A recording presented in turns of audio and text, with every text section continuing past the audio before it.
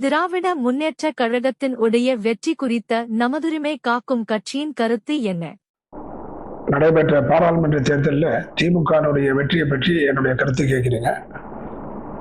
40க்கு 40 பெற்ற திமுக கூட்டணிக்கு, இந்திய கூட்டணிக்கு என்னுடைய மனமார்ந்த பாராட்டுக்களையும் வாழ்த்துக்களையும் நமதுரிமை காக்கும் கட்சியின் சார்பாக தெரிவித்துக் கொள்கின்றேன்.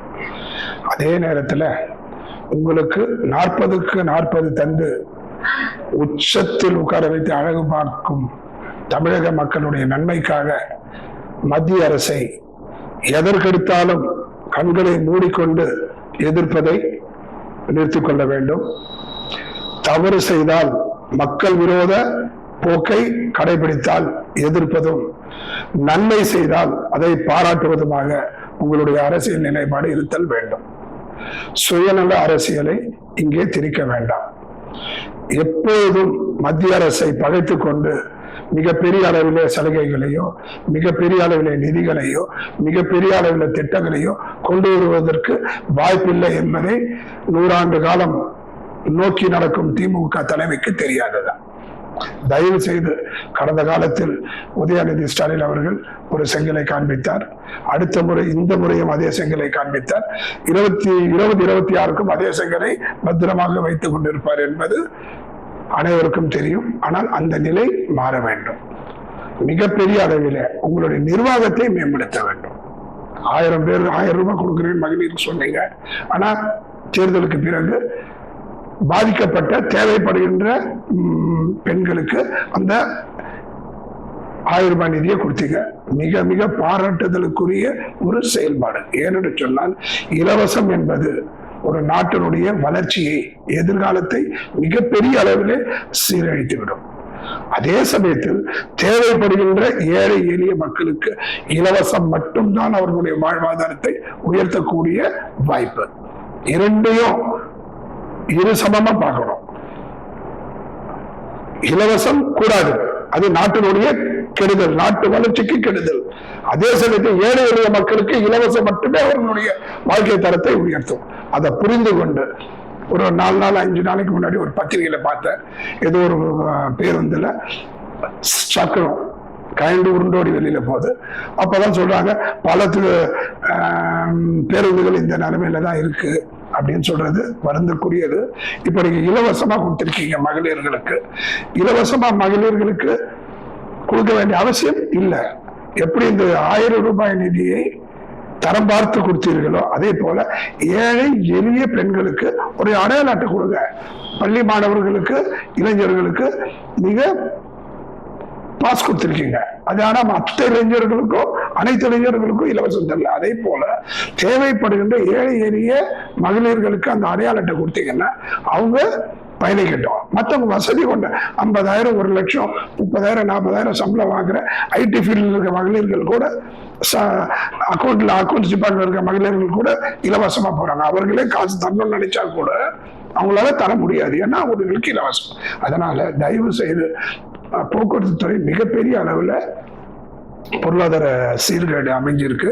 அதெல்லாம் மனதில் கொண்டு உடனடியாக இதுக்கும் தகுதி வைத்து கொடுத்தால் ஒரு மிகப்பெரிய அளவில் பொருளாதாரம் உயரும். அதை கொண்டு உருண்டோடும் போக்குவரத்து பஸ்களை சிறந்த முறையிலே பராமரித்து வழிநடத்த முடியும். அது ரொம்ப முக்கியம். மின்சாரம், எப்ப பார்த்தாலும் மின்சாரம் தடை.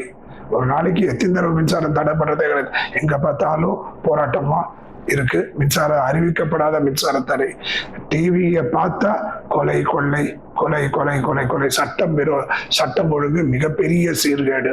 அதே மாதிரி போதைப் பொருள் மலிவாக கிடைக்குது. இதெல்லாம் மனதில் கொண்டு இதையெல்லாம் சரி செய்து நிர்வாகத்தை மேம்படுத்தி இன்னும் 5 வருஷம் இல்லைங்க, இன்னும் 10 வருஷம் 20 வருஷம் கூட திமுக ஆட்சி செய்யட்டும். யாரு வேணாம்னு சொல்றது. ஆட்சி செய்பவர்கள் மக்களுடைய ஆட்சியாக, மக்கள் மாநில ஆட்சியாக, மக்களுக்கு நன்மை தரும் அரசாக இருத்தல் தான் வேண்டும். வேண்டி நான் வரணும், இவங்க வரணும், அவங்க வரணும்ன்றதெல்லாம் பிரச்சனை இல்லை. திமுக ஆளுநர் தப்பே கிடையாது. ஆனா ஆளுகின்றவர்கள் ஒரே ஒரு ஒற்றை மந்திரகோலை வச்சிருக்க கூடாது. மோடி எதிர்ப்பு என்ற ஒற்றை மந்திரகோலை வைத்துக் கொண்டு நீங்கள் ஆட்சி செய்வதை தவிர்க்க வேண்டும். எதற்கெடுத்தாலும் மோடி எதிர்ப்பு, அதை வச்சுட்டு ஒரு எலெக்ஷன்ல ஜெயிச்சிங்க, 2வது எலெக்ஷன்ல ஜெயிச்சிட்டீங்க. ஆனா சீர்கேடை நீங்க மறைச்சிருக்கீங்க, மறந்துடுறீங்க. சீர்கேடை மறைக்க ஒரு நாள் என்றாவது ஒரு நாள் மோடி எதிர்ப்பு மட்டும் உதவாது என்பதை நீங்கள் உணரும் காலம் இது தூரத்திலே. தயவு செய்து உங்களை உயர்ந்த நிலையில் அமர வைத்து அழகு பார்த்த அந்த மக்களுக்கு நீங்கள் செய்ய வேண்டிய ஒரே வேண்டுகோள், அவர்களுக்கு செய்ய வேண்டிய ஒரே பணி, நிர்வாகத்தை மேம்படுத்தி மிகச்சிறந்த முறையிலே நீங்கள் ஆட்சி செய்ய வேண்டும் என்பதுதான் என்னுடைய வேண்டுகோள் என்பதை சொல்லி, மத்திய அரசை எதற்கெடுத்தாலும் எதிர்ப்பதை தவிர்த்து அவர்களுடன் நட்பு பாராட்டி நிதிகளை மிகப்பெரிய அளவில் பெற்று, திட்டங்களை மிகப்பெரிய அளவில் பெற்று, கடந்த காலத்தில் கலைஞர் அவர்களே மிகப்பெரிய அளவில் மத்திய தொகுப்பிலிருந்து பெற்றிருக்கின்றார். காங்கிரஸ் ஆட்சியிலும் சரி, பாரதிய ஜனதா ஆட்சி வாஜ்பாய் காலத்திலும் சரி, மிகப்பெரிய அளவில் திட்டங்களை பெற்றதற்கும் நிதியை பெற்றதற்கும் ஒரே காரணம் மத்திய அரசு. மத்திய அரசோட உரசல் வச்சுக்கோங்க. 2026 தேர்தலுக்கு முன்னாடி நீங்க அந்த உரசல் பாணியை பண்ணிக்கோங்க. ஆனா மக்களுடைய நலனும் மாநில நலனையும் முன்னிறுத்தி செய்த யாருடைய ஆதரவும் தேவையில்லைங்க. மக்களுடைய ஆதரவு மிகப்பெரிய அளவுல கிடைக்கும். இந்த தேர்தல் வெற்றி உங்களுடைய முழுமையான வெற்றி அல்ல என்பதை உணர வேண்டும். 6% கடந்த காலத்தை விட உங்களுடைய சதவீதம் குறைஞ்சிருக்கு. ஊருக்கோட சொல்லிக்கலாம் நம்ம வெற்றி பெற்றுட்டோம். உங்களுடைய வெற்றி எதிர்கட்சிகளுடைய தவறு. எதிர்கட்சிகள் பிரிந்து நின்றார்கள். ஆளுங்கட்சி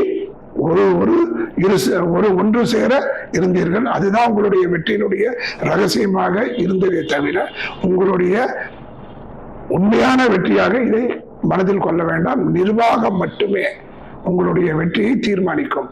கொஞ்சம் நினைச்சு பாருங்க. எடப்பாடி அண்ணாமலையும் கொஞ்சம் ஒத்து போய் இருந்திருந்தா நிச்சயமாக இந்த 40-40 உங்களுக்கு கிடைச்சிருக்கின்றது உலக அறிந்த விஷயம். ஆக கூடி நீங்கள் செய்ய வேண்டியதெல்லாம் நிர்வாகத்தை மிகப்பெரிய அளவிலே வலுப்படுத்த வேண்டும். மக்கள் நலன் சார்ந்து செயல்பட வேண்டும். அது மட்டுமே எதிர்காலத்தில் உங்களுக்கு மிகப்பெரிய வெற்றியை எப்பொழுதும் தந்து கொண்டிருக்கும் என்பதை மட்டும் உணர வேண்டும் என்பதுதான் நமது உரிமை காக்கும் கட்சியினுடைய நிலைப்பாடு, வேண்டுகோள், வலியுறுத்தல். வணக்கம்.